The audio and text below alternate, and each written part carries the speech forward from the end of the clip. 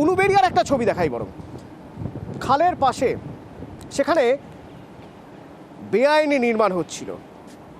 মজার ব্যাপার হচ্ছে খালের পাশের এই জমি নাকি রীতিমতো রেজিস্ট্রি করে কিনে তারপরে নির্মাণ করা হচ্ছিল। সন্তু প্রতিনিধি আমার সঙ্গে সরাসরি রয়েছেন। সন্তু, এরকম খালের ধারে জমি কেনা যায়? কিভাবে কেনা যায়, কারা বেচে? না, একদমই খালের পাশে এই জমি কিন্তু কেনা যায় না। দীর্ঘদিন ধরে একটা অভিযোগ আসছিল উলুবেড়িয়া তুলসীবাড়িয়া গ্রাম পঞ্চায়েতের অভিরামপুরে যে বনস্পতি খাল, সেই খালের পাড়ে কিন্তু বেআইনি নির্মাণ চলছে। এই খবর যখনই কিন্তু প্রশাসনের কাছে যায়, গতকাল কিন্তু সেচ দপ্তরের আধিকারিকরা ঘটনাস্থলে যায় এবং ঘটনাস্থলে গিয়ে যে সমস্ত বেআইনি নির্মাণ হচ্ছে সেই নির্মাণের কাজ কিন্তু বন্ধ করে দেওয়া হয়েছে। সেচ দপ্তরের থেকে যে জুনিয়র ইঞ্জিনিয়ার ঘটনাস্থলে গিয়েছে, তিনি কিন্তু পরিষ্কারভাবে জানিয়েছেন এই খাল পাড়ে এরকমভাবে বেআইনি নির্মাণ করা যায় না এবং এই নির্মাণ অবিলম্বে বন্ধ করতে হবে, নাহলে কিন্তু আইনত ব্যবস্থা নেওয়া হবে। যদিও যারা নির্মাণ কাজ করছে তাদের কিন্তু দাবি তারা এই খালপাড় কিনেছেন এবং এই খালপাড় কিন্তু রেজিস্ট্রি করে তারা কিনেছেন, তারপরেই বেআইনি নির্মাণ করছেন। কিন্তু এই বিষয়ে কিন্তু যিনি গিয়েছিলেন সেচ দপ্তরের আধিকারিকরা, তারা কিন্তু উড়িয়ে দিয়েছেন। তারা বলছেন এটা কিন্তু সেচ দপ্তরের জায়গা, এটা কোনোভাবেই কিন্তু রেজিস্ট্রি বা কিছু করা যায় না। এখানে যে কাজ হচ্ছে সেটা পুরোপুরি অবৈধ। এরপরেই কিন্তু যে সেচ দপ্তরের আধিকারিকরা গিয়েছিলেন বা যারা বেআইনি কাজ করছিলেন তাদের কিন্তু রীতিমতো কাগজে কলমে রেজিস্ট্রি করে জমি কিনেছেন, তাদের বক্তব্য একটু শুনবো।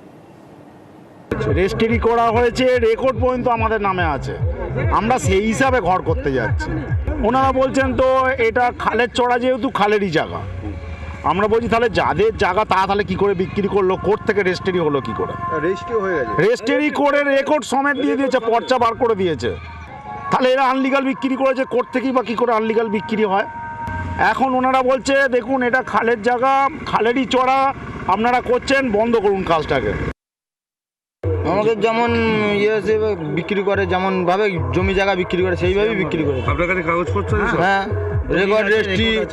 Record registry. এনারা বলছে যে বন্ধ করো। আমি বলতে চাইছি যে অ্যাকচুয়ালি তাহলে যদি খালটা কতটা সেইটাই পার করুক ওনারা, আমরা নিয়ে ছুটি করতে যাবো কেন? আমরা কিনেছি, আমরা নিয়ে ছুটি করতে যাবো কেন? আপনারা কি কাজ বন্ধ করে দিচ্ছেন? না, কেন বন্ধ করবো? ওনারাই দেখে যাক, আমার সময় নেই আমার যাওয়ার। সন্তু, হয় ওরা মিথ্যে কথা বলছেন, এই যে কাগজপত্রগুলো সেগুলো জাল, তা না হলে এর মাঝে কোনো বান্টি বাবলি রয়ে গিয়েছে, যারা যেখান থেকে যেভাবে পারছে জমি বিক্রি করে দিচ্ছে। বান্টি বাবলি, ওই যে সেই তাজমহল বেচে দিয়েছিল, সেই রকম কেউ রয়েছে যে এই জমি বিক্রি করে দিতে পারছে। কার কাছ থেকে কিনেছেন ওরা জমি? একদমই, যেটা স্থানীয় যারা নির্মাণকারী তাদের যেটা দাবি যে ওই এলাকার একজন ব্যক্তি, যার নাম হচ্ছে রমেশ চন্দ্র খাঁড়া, এরকম একজন নামে একজন ব্যক্তির নাম উঠে আসছে এখনো পর্যন্ত, তার কাছ থেকে কিন্তু এই জমি তারা কিনেছেন। এবং ওনাদের বক্তব্য যে যখন খাল কাটা হয় সেই খাল কিন্তু ওনাদের জমি ছিল, এরকম সেই দাগ নাম্বার ধরেই কিন্তু তারা বিক্রি করছে। যদিও যারা আধিকারিক এসেছিলেন তারা জানাচ্ছেন যে সমস্ত কাগজপত্র নিয়ে কিন্তু এসডিও অফিসের কাছে দেখা করতে বলেছেন এবং যে সমস্ত কাজ হচ্ছে সেটা কিন্তু বেআইনি বলেই তারা প্রাথমিকভাবে মনে করছে এবং সমস্ত যারা নির্মাণ করছে তাদের কিন্তু অবিলম্বে সেই সমস্ত কাগজপত্র কিন্তু অফিসে জমা দেওয়ার কথা বলেছেন আধিকারিকরা তদন্ত করে দেখুন যে এই জমি, খালের পাড়ের জমি, নিজের জমি বলে কে কবে কিভাবে বেচে দিচ্ছে। কারণ শুধু তো এখন জানা গেল এই জমি বেচেছেন, যিনি এভাবে জমি বেচতে পারেন তিনি অনেক বড় খেলোয়াড়। তিনি আরও যে কোথায় কীভাবে জমি বেচেছেন কেউ জানেন না। সুতরাং আধিকারিকরা খোঁজ নিন, খোঁজ নিয়ে দেখুন। আমরা আশা রাখবো যে আপনারা খোঁজ নিয়ে দেখবেন কে সেই ব্যক্তি যিনি আরামসে এইভাবে জমি বেচে দিতে পারেন। যেহেতু ক্যানেল কাটা হয়েছে, ক্যানেলের বেড এবং ক্যানেলের ঢাল দুটোই কিন্তু ক্যানেলের জমির হওয়ার কথা। এবং এটা রেকর্ড হয়েছে না কি হচ্ছে সেগুলো নথিপত্র ঘেঁটে দেখতে হবে।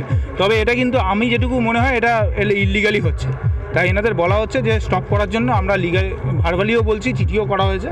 ঠিক আছে, দেখি, ঠিক আছে, সেটা আমরা বলেছি তাহলে এসডিও অফিসে জমা দিতে আপনাদের কাগজপত্র, তারপরে পারমিশন নিয়ে কাজ করব। টাকি পুরসভার খবরে নজর রাখা যাক একবার, তার কারণ টাকি পুরসভায়